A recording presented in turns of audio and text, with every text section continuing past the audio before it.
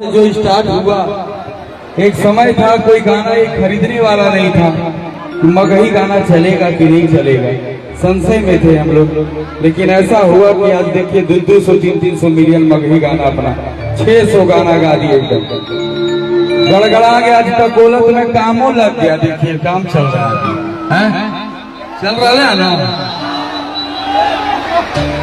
कोई कार्यक्रम करने तो हम नहीं आए, सिर्फ आप सबसे मिलने आए, लेकिन कहा वो गाना तो गई नहीं करेंगे।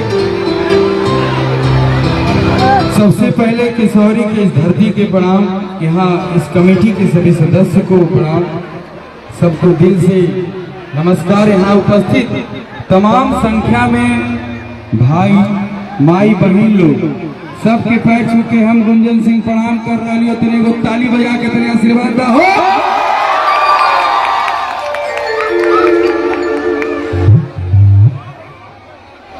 और एक बात कहिए देखा कह देंगे बतिया, हाँ